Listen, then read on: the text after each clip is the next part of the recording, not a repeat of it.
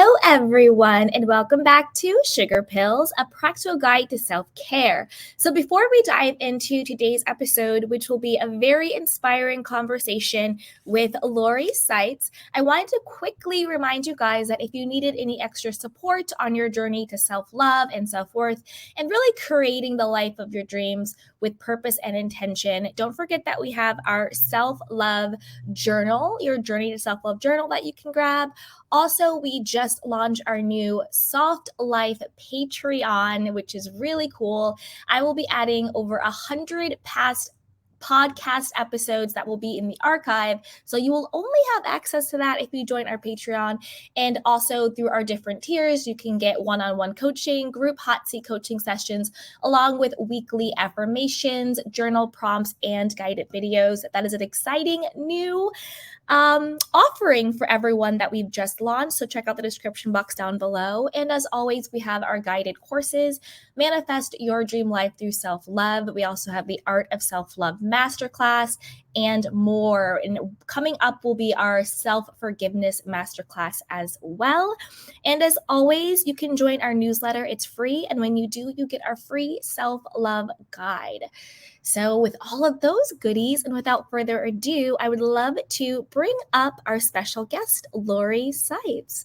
So I want to welcome Lori to the show. And for those of you who may not be familiar with her, she is the founder and CEO of Zen Rabbit. She's also an award-winning writer, speaker, and broadcaster.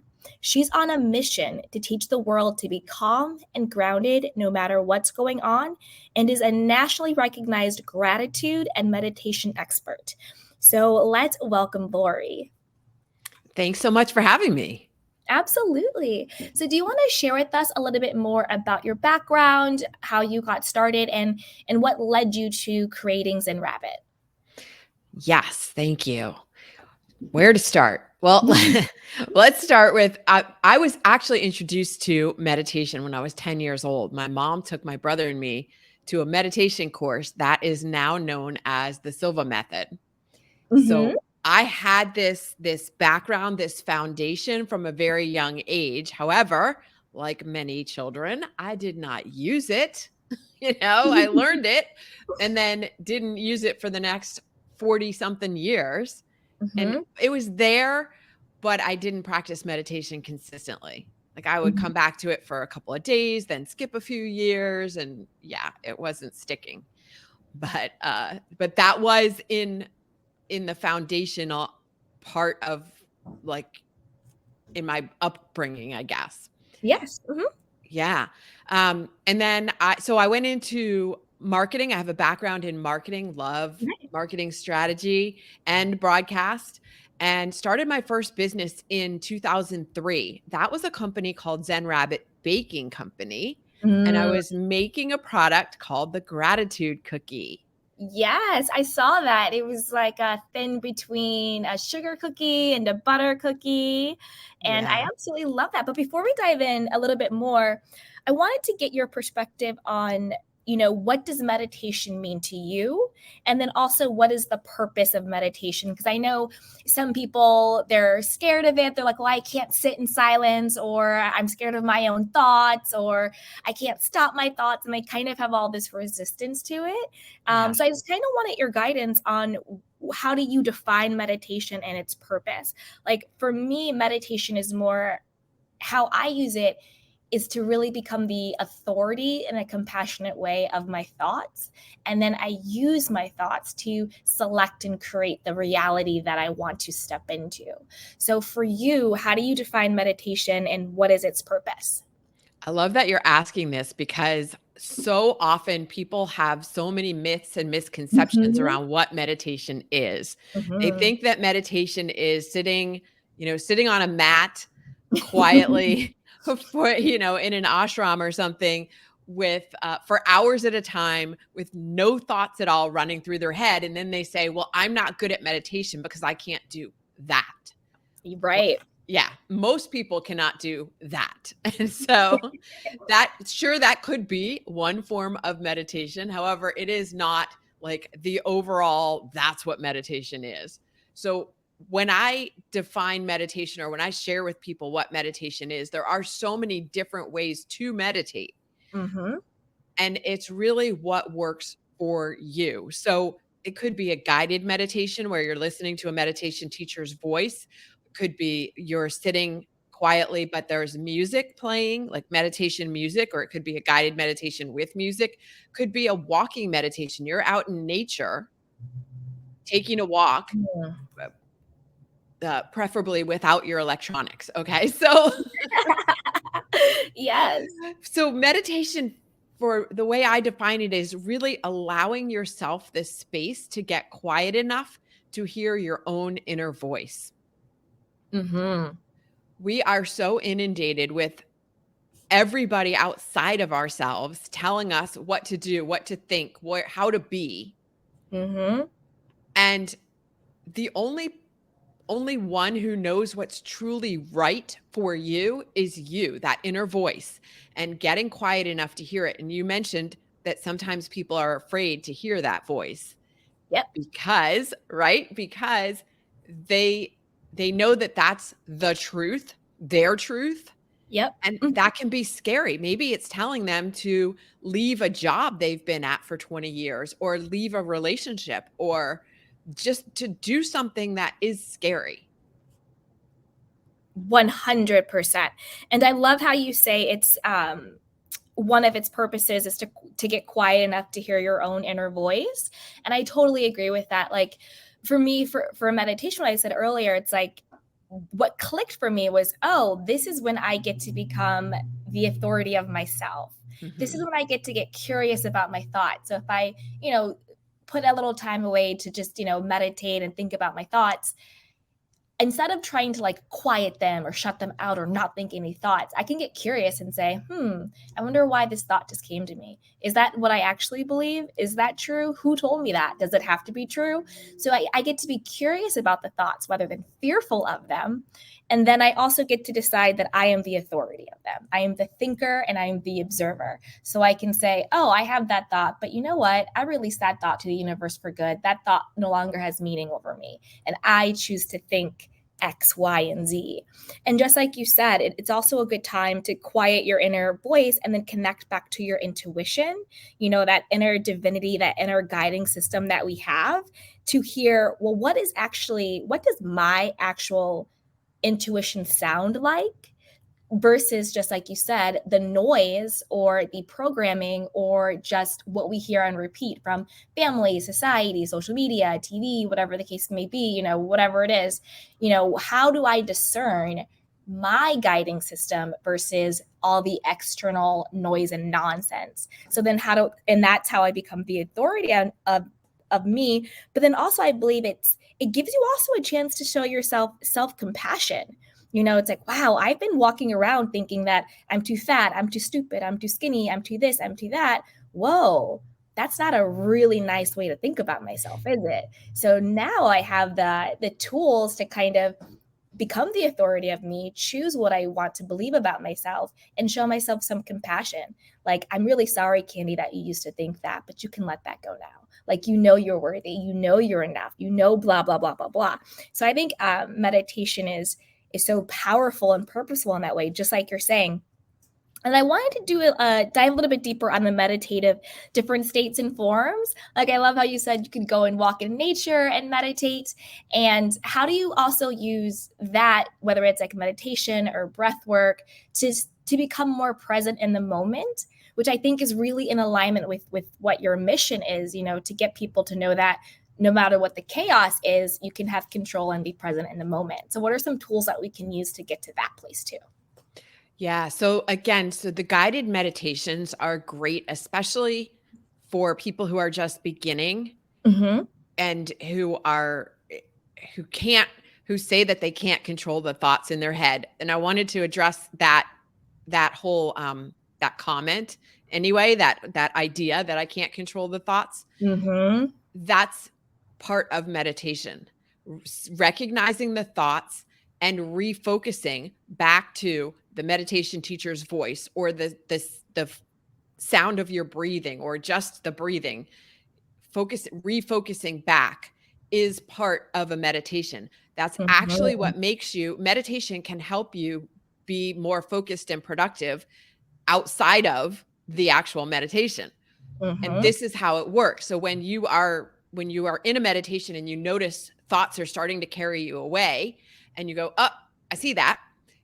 Come back to the meditation teacher's voice, or like I said, the sound, your breathing, the music, the whatever it is that you want to bring yourself back to.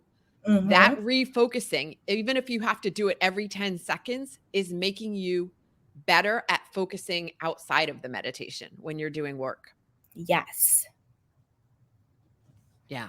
So I wanted to bring that up because so many people get caught up on that idea of my thoughts just keep carrying me away, and so I can't Mhm. meditate, but that is actually part of it. Uh, Yeah. so, uh, yeah. No, keep So going. other ways to meditate. I mean, just so many things. I have a mentor Mhm. who would always fight the whole idea of meditation. He's like, I don't believe in it. I'm not good at it. It's not like, it's not relevant to me. And yet every morning he goes out and walks for 45 minutes. And when he comes back from his walk, like kind of journals. Mhm. He puts his journaling out on social media. It becomes social media posts, but he's journaling. I'm like, dude, that is meditation. Exactly. Exactly. Yeah. So he's one who will fight tooth and nail. I can't sit still. So he goes out for a walk. Go do that if that's what you need to do.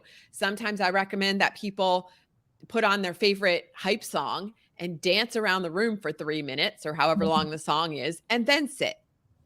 Whatever again, whatever works for you. Some people just can't sit.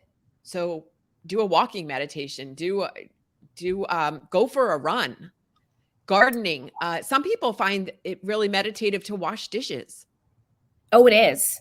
Mhm. It's so meditative to wash dishes. Yeah. And and I love what you're saying because I do think that there is the misconception that meditation is just like sitting still and just like humming away. But there's so many different types of meditative forms and states. And I love that about your story when you talked about, the little rabbit that you had and you had this like little meditative state when you were two, because we all have those moments. And for me, I think meditation is just when you're really connected to your inner world. You're really Yeah. connected to your intuition. You're connected to the divinity that lives in you. And with your mentor, he's connected when he's out on his 45-minute walks. Some people Mhm. are connected when they are doing the guided meditation. Some people are connected when they're painting, when they're writing, when they're journaling, when they're drawing, when they're doing the dishes, when they're taking a bath, when they're taking a shower. So there's so many moments that we can use this meditative state where we're just more focused on our inner world than our outer world, and we're just really connected with that. Yeah. Yeah. Yeah, that's a great explanation of what meditation is really being Mhm. much more connected to your inner world. Exactly. Exactly. And then when you're connected to your inner world, then you can kind of use meditation in a couple of different ways. Like one way we can use meditation is to, receive downloads where we just kind of get into our meditative state Mhm. and we can say, God, universe, source, divinity, ocean, nature, whatever you particularly believe in or connect to, and say, guide me or show me, or I'm dealing with this, what's my next right move. So you can use it to sort of get that guidance, and then you can also kind of use it to heal different parts of yourself, even like inner child work, where you can kind of get into a meditative state and say, hey Candy, like I know you're feeling really fearful of this or really hurt about this. I just want you to know that I'm here for you. I'm not going to leave you. I'm not going to abandon you. I'm taking care of you.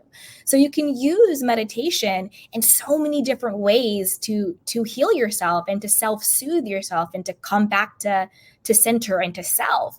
It's not just, oh, let me meditate and get this huge bright idea that's going to transform my business and get $1 million, but maybe I'm just going to meditate and I'm going to talk to that little 6-year-old me that just wants that reminder that I'm here and you're taken care of and I love you.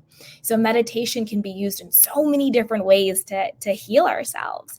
So if there's someone out there that's listening that might be struggling, do you have any ideas on what else they can do in addition to meditation to get back to that center of self?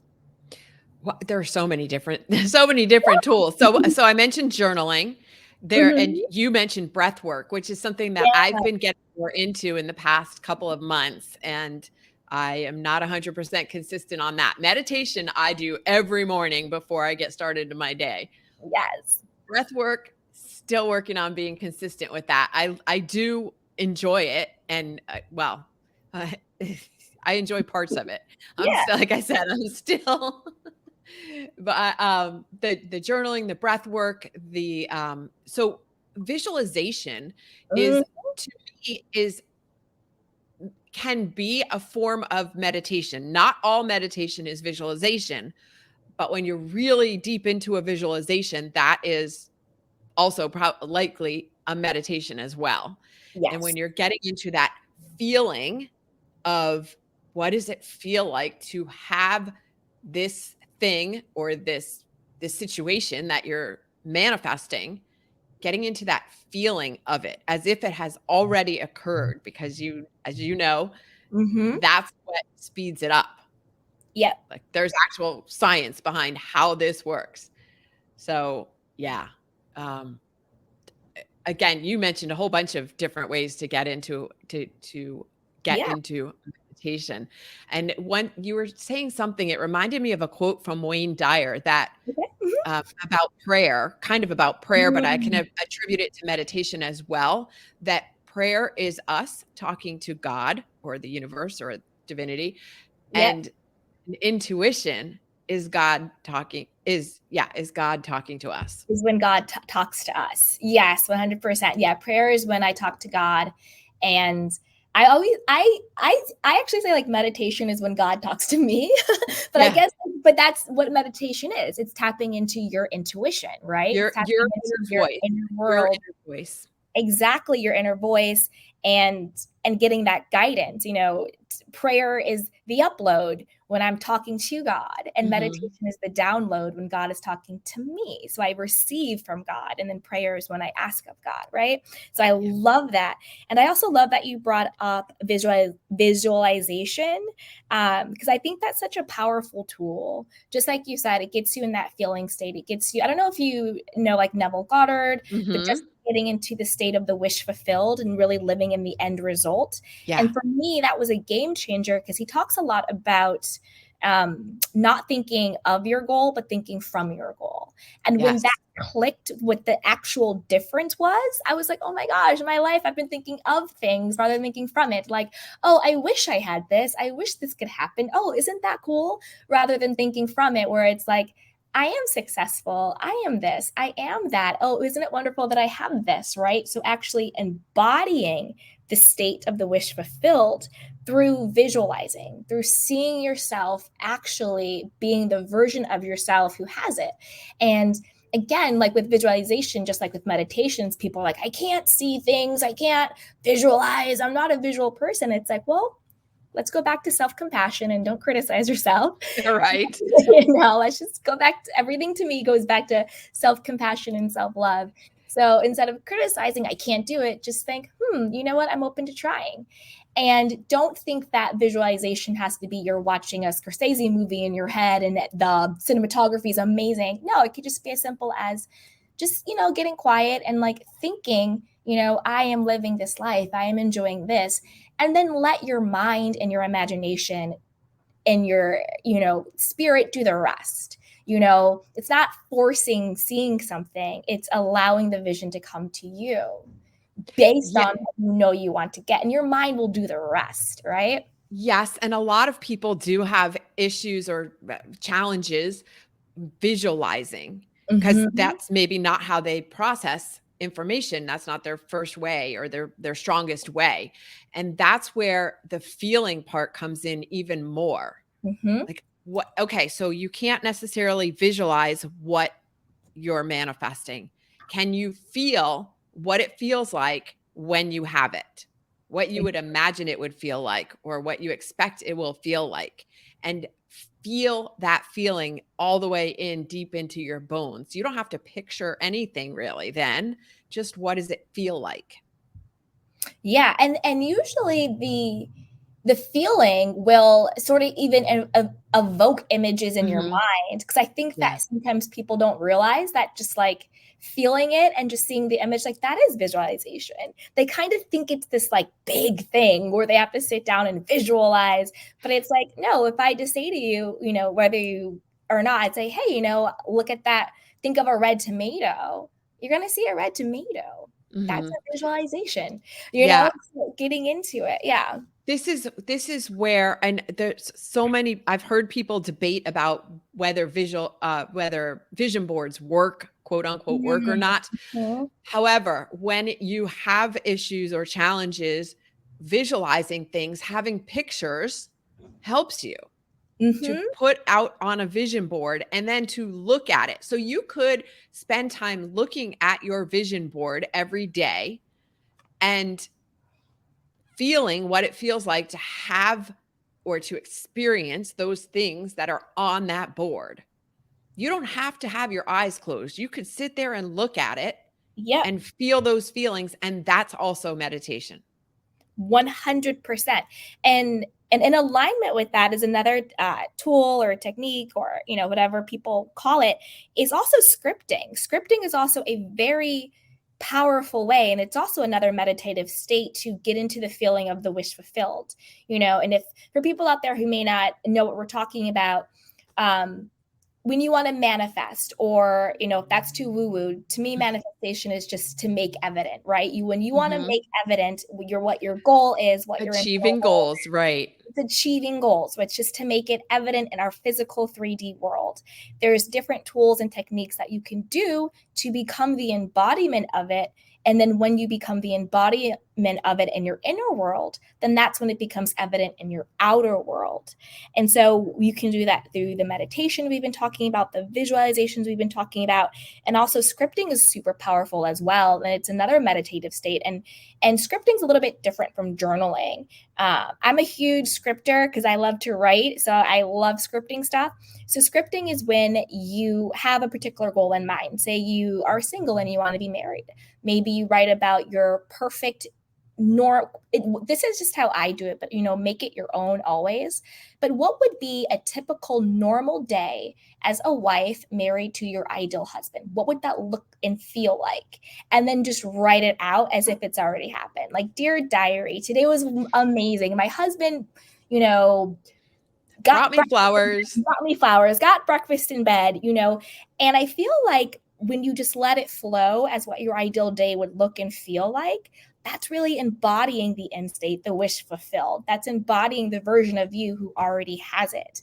And for me, at least, when I'm scripting, I see it, I visualize it, I feel it. It's just a good way to get it out. And then it also gives you clarity. It kind of also gives you a roadmap of where you're going, right? Sure, you want to Mhm. be married, but what type of marriage do you want? What type of partner are you calling in? What are the things that you do together? And it kind of gives you clarity. If you're looking for a new job, well, what does that ideal day at work look like? What is your interaction with your coworkers? You know, so many people are like, oh, I got a new job. And then 3 months later, they're like, I hate my boss. Well, it's like, Yeah. well, did you get clarity on the type of boss you wanted? Like, you got the job, but what is that experience of the job, right? So it's like, Right. yeah, yeah. And Go ahead. yeah, and when you just mentioned that, it brought up an idea in my head too, that it's also about who would you like to be? Yes. So much more Yes. than what would I like to have, or Mhm. what do I want to do? Mhm. Who would you like to be? And visualizing that and coming from that place is Yep. even so much more powerful. 100%. 100%. Um, that's what I call like the, not me personally, but like I call it, but like a lot of people call it, it's like the self concept work. So that it's like your self concept is, who do you be? Like, who are you? How do you show Mhm. up in the world? A, how do you show up for yourself? And then B, how do you expect the world to show up for you? What is your self concept, right? How do you be? Like, do you want to be respected and influential and successful, and you know, life is easy and what the flow is, you know, people, whatever the case is? What is your concept of yourself? Mhm. And I think that's Right. so important to cultivate. Are you someone at work that, people just know you're a people pleaser and you always say yes because you're scared to say no? Or you're at someone at work who has healthy boundaries and you're well respected, right? Because people who have good boundaries usually are really respected. Yes. Well, and it coming back, what brought it up for me was when you said about the boss and not, not liking your boss, because we attract who we are. Mm-hmm. And that's what made me think, who would you like to be? Because when you are being who your ultimate self, then you Mm-hmm. attract others into your energy sphere, into your world who respect that, who are that. I've heard a lot of times when people, like you brought up about looking for a husband, for if people are single and Mm-hmm. they would like to be married. Who would you like to be? Because like when you're looking to attract someone, you Yeah. need to be that in order to attract it to you. If you would like to find somebody who's compassionate and generous and financially responsible, you need to be that as well in order to call it in. Mm-hmm.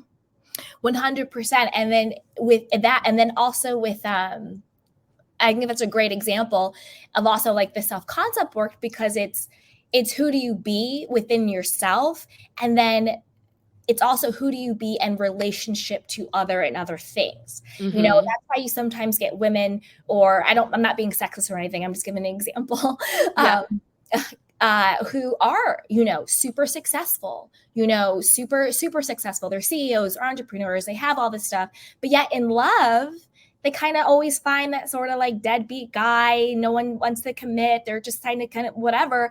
It's because in the workplace, when it comes to success, they have a great self-concept. I am successful, I am great. But when it comes to love, maybe their self-concept is, you know what, men are really intimidated by strong women. Mm. My success, doesn't really attract a guy, or people abandon me, I'm not lucky in love, there's no good men out Right. there, all men are cheaters.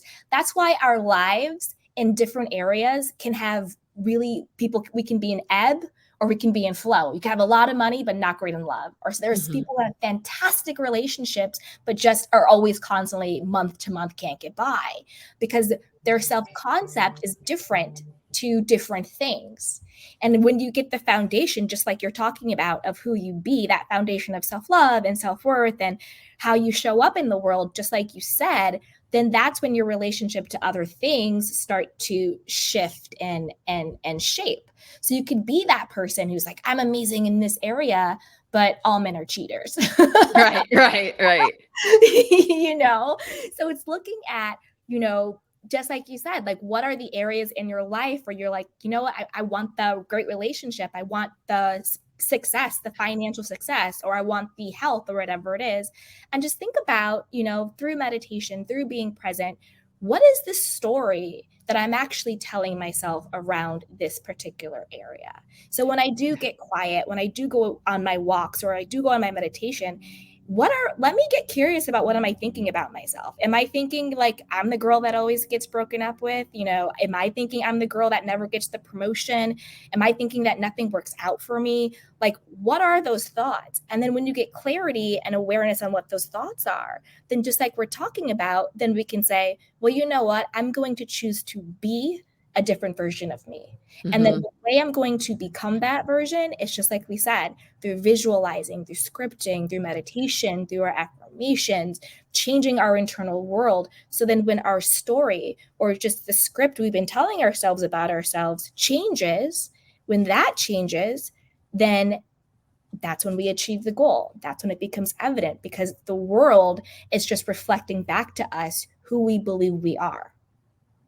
Yeah, we have to change the inner world in order Mhm. to change the outer world. It's common belief that we can change the outer world, like we have control, you Mhm. know, because I'm going to make this happen. Mhm. I'm going to do the work and I'm going to make this happen, as if that's how things in the universe work. And that's not how they work. Mhm. It has to come from the inner.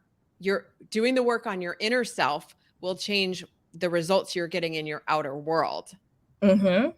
So all of those things that you mentioned, and it comes down to rewiring your brain, because Yes. you cannot change your beliefs on a conscious level. You can say, I'd like to think differently. I'm thinking this because this is the result in my world.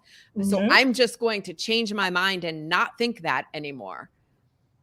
Yes, that's a decision on a conscious level, and it's not necessarily actually changing the belief. That can only be done by rewiring and working on those subconscious, unconscious beliefs. And meditation helps with that. Breath work helps with that. Visualization, journaling, when you're digging out from that unconscious level. That's why I'm not a huge fan of affirmations unless they are being fed into your subconscious mind. Mm-hmm. Yeah, I like affirmations, but I guess because I see affirmations more as just shifting my belief system of who I am. Like, because to me an affirmation is just, in and of itself, it's innocuous. It's just, what are you saying is true? What are you Mhm. saying is true? And it could either be a negative affirmation, you're saying something negative is Yeah. true, or it could be a positive one, or it could not even be positive or negative. It could just be a choice. Like, this is who I'm choosing to be. This is who I now am. So I kind of like it in that way, but I get what you're saying too, because sometimes people, again, they're like, well, let me just say, I am beautiful, I am amazing, I am successful. Well, that's not really going to get you anywhere, because you're not actually penetrating your belief system, how you Right. feel about yourself. Right. So, When your brain is hearing you say that, your subconscious beliefs are like, no, you're not. yeah. So you can walk around saying I'm wealthy all you want, all Mhm. you but if you don't truly believe it, then you're just saying words and your subconscious is countering them. Mhm. Yeah. And I also think with stuff like that, like you were talking before about the feeling, I think it's really hard for someone who's never really had money to feel wealth, right? Mhm. And so you you want to say, well, what do you think wealth would feel like? Oh, well, it would feel like freedom, right? It would feel like carefreeness, right? That it would be like, like a relief, a release. I can relax, I can breathe. Yeah. Well, in your life, when do you already feel that freedom? When do you already Right. feel that relief, right? And so Yes. instead of just trying to go from, I don't have enough, that you've been, stewing in, go to, what moments in life would you already feel that freedom of relief? Maybe it is walking along in nature and just appreciating and seeing everything around you. And instead of thinking, I am wealthy, I'm rich, you're thinking, I'm free. Mhm. I am so Yeah. carefree. I am abundant in this moment. Look at the sky, look at the birds. And then when you embody the end state of freedom, of feeling free, then it will make itself evident through, oh, wow, I just got a raise. Oh, wow, I just got this. Oh, this happened. Because manifestation is just making whatever you are already embodying evident. So when you already love Mhm. yourself and you feel secure and you feel chosen and you feel enough, then it's going to be made evident with calling in a partner that reflects to you that feeling of love and confidence and enoughness. If I'm already embodying the feeling of, I am free, there is nothing to worry about. I'm surrounded by abundance. The sun is shining. I woke up today. I have life. I'm walking down this, street or whatever it is. I feel good. I feel free. Then that feeling, that embodied state of feeling free, will manifest as in, wow, I just got some extra money, or, new clients are coming in, or, I just got this inheritance, right? Because the manifestation, whatever it is, it's still just the embodiment of how you feel. Yes. Yes. And so what you're talking about is that feeling of gratitude. So Mhm. gratitude is the highest energetic vibration you can achieve. It's up there with love and joy. Mhm. When you are feeling gratitude, no matter what's going on around you, no matter what your circumstances are, you can find things to be grateful for, Yep. no matter what. When you are in that state of gratitude, like you said, that's when you are most attractive, and I mean attractive in that magnetic sense. Yep. Oh Yeah. yeah, 100%. Because that's when you and that's what it means by like you attract what you are, you know. Mhm. It's like I'm not really into like the law of attraction. I think because it's kind of scares people that they're not allowed to be humans and feel their feelings Oh, and all yes. of that stuff. I'm much more of a law of assumption type person. But that's what it really means by you attract what you are. You know, when you've already embodied that state of, you know, I am loved, I am enough, like I can Mhm. self-soothe myself, I got this, I'm here for me, then what shows up for you are just things that reflect that feeling. And since we Yeah. are still human beings, like I think we're, you know, very divine, but we're having this human experience. The way that divine feeling of freedom with a capital F, of love with a capital L, you know, abundance with a capital A, the way that all of those spiritual essences, those spiritual feelings are manifested, made evident in our physical world is through things that are tangible that we can now experience as human beings. So our Mhm. divinity is calling in that freedom, and our human gets to experience money. Yes, that's a fantastic explanation of it. Yeah. And yeah, and right. So anytime that you are I love that you brought up about feeling the emotions because that is very Mhm. important. And so many people think that, they talk about this toxic positivity of always be happy and always be, find gratitude. When I say find gratitude in any circumstance, I'm not saying deny that if your circumstance, you're feeling sad or you're upset or resentful or angry to not feel Mhm. that. I'm Mhm. saying you can feel all of those things and you can still find gratitude in that situation. 100%. And it's almost like even full circle to what we talked about earlier, the meditation and getting like having those meditative moments at any time. It's not just like sitting down. So it's like Mhm. even when you're feeling like, you know, I'm not feeling good right now or something quote bad happened or whatever it is, you can say, well, you know what, in this moment, I'm aware. I'm not being delusional. I'm not Mhm. pretending that this isn't happening. I'm 100% aware of it. I accept it as it happened, but I also know that I have the power to still choose to feel and think differently. I still have the power to focus, just like you said before, on what I can appreciate in this moment. And Mhm. then once you start to embody that feeling of appreciation, then just like we said, then you're going to find something in your outer world to appreciate more, to appreciate more, to appreciate more. And then your situation changes Mhm. because you then literally felt your way out of the negative situation into the Yeah. positive one. Right. Yeah. Yeah. Exactly. Good stuff. Oh, so you said that it was like the Silva method. Is Mhm. that I've seen those little I forgot what they were, but they were like different videos about this one woman. I think her name was either Mary Hansel or Helen Hansel, and she had won like every like sweepstake, Yeah. lottery, whatever it was. I think it was like on Mind Valley. And you talk about the Silva Yep. It method. was. Yeah, That's exactly it. yeah, Uh-huh. I've seen it everywhere, and she kinda did what we're doing, what we're talking about, you know, she Yeah. just had the belief system, you know, "I always win." She Right. she Right. knew, she was like, "I've got this formula and I always win." That was her, like, unshakable Yeah. belief system. That was her self-concept. She And knew she would win. right. And so it became a self-fulfilling prophecy, if you will. Mhm. People who think they are lucky tend to be lucky. Yep. And yes, Mind Valley. So the interesting that you brought that up because Vishen Lakhiani, the founder of Mind Valley, Mhm. that was also introduced to the Silva method when he was a child. That was his introduction to meditation as well. Mhm. And interestingly enough, too, what brought me back into consistently meditating was Vishen's 6-phase meditation.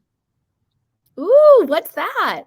So Vishen has created, and it's years ago and it's been updated a couple of times, but Mhm. it's called a 6-phase meditation. So it takes you through, it's he has different versions. I think the original was 20 minutes Mm-hmm. and there's a 15-minute one. Takes you through these 6 phases. So it's like gratitude, forgiveness, uh, hmm, like visualizing your perfect day, Mm-hmm. uh, visualizing what your ideal life looks like in 3 years, Mm-hmm. and thanking your guides, angels, higher power, whatever it is. And Yep. that's 5. I'm leaving one out and I don't recall what it is, but it takes you through these 6 phases Yeah. and he moves pretty quickly. So now when I listen to it, I feel like, whoa, whoa, whoa, I need more time to sit in Yeah. each of those phases. But especially when you're first getting into it and you don't want your mind, you don't want to give your mind time to wander off. It's great. Yeah. No, that sounds really cool. I'm definitely gonna look that up. Yeah, But it's available, you can find it on YouTube. on YouTube, yeah, because I think that's where I saw that the Helen Hansel stuff with the Mind Valley and all of that. I think it popped up, and I like watched a couple of them. But Yeah, it's actually, and just mhm. Mind Valley actually owns, I don't know if they own the rights, but they sell the Silva method now. They're the Yep. they manage it or whatever they do with it, but yeah, it's under their domain. Yeah, I'm actually gonna have I forget her last name, but Christina.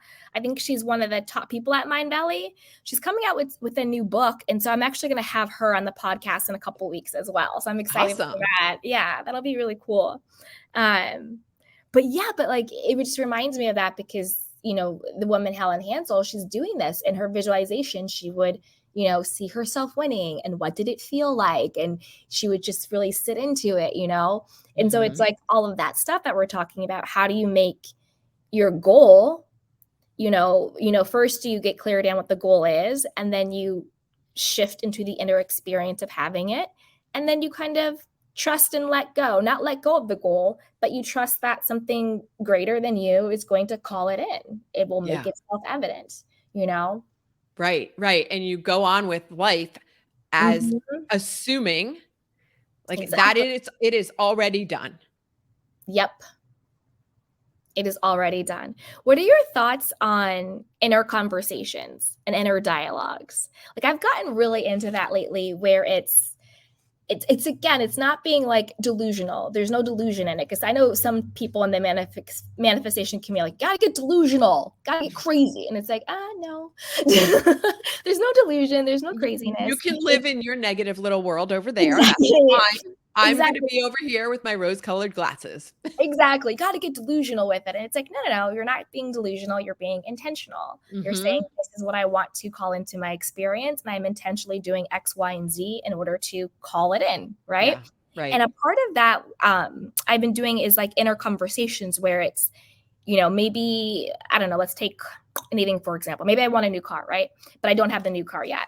So instead, in my mind, I'm thinking, oh, like I love my new car. I can't wait to take it for a spin. My sister said she loves that my new car is red. It's amazing. My new car smells so good. I can't wait to jump into my car. Oh, I got to go get some gas. So it's like you have inner dialogue and inner conversations as if it is already there.